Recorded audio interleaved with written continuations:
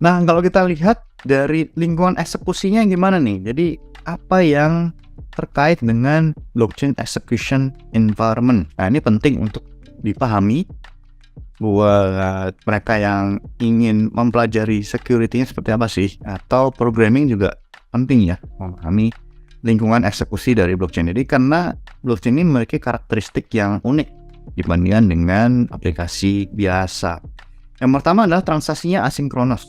Jadi ketika kita membuat transaksi itu tidak langsung selesai gitu ya. Transaksinya akan disimpan di dalam komponen atau media penyimpanan sementara, temporer. Jadi dia akan menunggu sampai atau mengantri sampai nanti transaksinya selesai dikonfirmasi di dalam sebuah blok gitu. Jadi transaksinya akan asinkronus karena tidak real time sebenarnya dia ya. Ketika kita membuat transaksi, kita tidak bisa berharap bahwa transaksinya akan selesai dalam hitungan detik. Nah, ini berbeda dengan misalnya kita membuat transaksi transfer di dalam sebuah bank gitu ya, transfer bank, kita mengharapkan transaksi ini selesai dalam berapa detik. Atau ATM gitu ya. Transaksi ATM ini kan selesai dalam hitungan sekian detik atau sepersekian detik malah ya, secepat mungkin. Jadi kalau misalnya transaksi perbankan seperti itu harus secepat mungkin, jangan sampai user nanti menunggu, wah ini gagal atau berhasil ya gitu, jangan sampai. Tetapi di blockchain tidak bisa begitu, jadi transaksinya asinkronus. Jadi seperti gini, jadi ketika kita membuat transaksi, kita seperti limbo, apakah transaksi ini berhasil atau gagal. Ini ada waktu jeda itu yang harus kita tunggu. Kemudian dari sisi kode dan data, jadi ketika kita membuat smart contract itu ketika kita deploy ke blockchain itu kodenya permanen. Sama seperti ketika kita menyimpan transaksi atau kita menyimpan data di dalam blockchain itu permanen. Jadi blockchain tidak peduli apa kodenya permanen atau kodenya data gitu ya. Nanti soal kode yang bisa diambil nanti masalah belakangan nanti kan kita bahas di sesi berbeda. Ya, jadi kodenya permanen, datanya juga permanen. Nanti ada keuntungan dan kelebihan yang kita bahas lebih lanjut. Kemudian transaksinya, ketika kita membuat transaksi pembayaran misalnya ke pihak lain, itu tidak bisa di reverse, tidak bisa dibatalkan, non-reversible, tidak bisa di rollback. Ya, jadi ketika kita membuat transaksi harus hati-hati dulu. Yang pertama, apakah jumlahnya tepat? Jangan sampai jumlah salah. Ya. Misalnya transaksi fee ya, harus pas, atau jumlahnya juga harus pas. Yang kedua adalah yang lebih penting, alamat tujuan, karena biasanya address dari blockchain ini kan kelihatan random gitu ya, jadi harus hati-hati. Nah makanya kalau di sini sekarang muncul alat bantu misalnya ENS, Ethereum Name Service. Jadi kalau Ethereum Name Service itu menggantikan address dengan sebuah kata atau sebuah nama yang bisa kita hafalkan atau kita bisa tulis dengan lebih mudah gitu ya. Kenapa? Karena itu penting kalau itu menghindari kesalahan kirim transaksi gitu. Kalau salah kirim transaksi dalam jumlah besar sudah selesai, datanya atau asetnya tidak bisa dikembalikan lagi, mau gimana pun tidak bisa.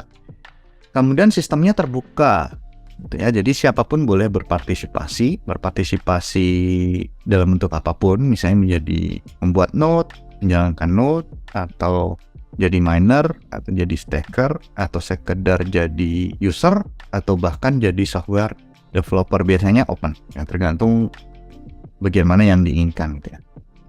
Kemudian tadi sudah dibahas juga atau sudah disinggung tentang memory pool atau storage yang temporer. Ini memang digunakan untuk menyimpan data-data transaksi yang barusan datang tapi belum sempat dimasukkan ke dalam sebuah blok. Itu namanya memory pool atau mempool atau text pool nanti sama. Nah, data-data yang terdapat di dalam memory pool itu bisa dibaca oleh siapapun gitu ya. Jadi semua orang bisa melihat, oh ternyata ada transaksi yang aset yang ukurannya cukup besar nih dalam memory pool. Nanti itu bisa dipakai untuk misalnya melakukan respon terhadap sesuatu gitu ya, respon terhadap transaksi tersebut. Nah, itu bisa. Nanti kan kita lihat tipe serangan apa saja atau tipe gangguan apa saja yang bisa terjadi gitu ya. Kemudian tidak ada instant finality gitu, tidak jelas finality-nya. Artinya gini, ketika kita membuat transaksi dalam sistem blockchain itu meskipun sudah masuk ke dalam sebuah blok, kita harus menunggu sampai terkonfirmasi gitu ya, dengan cukup ya. Jadi kalau aturannya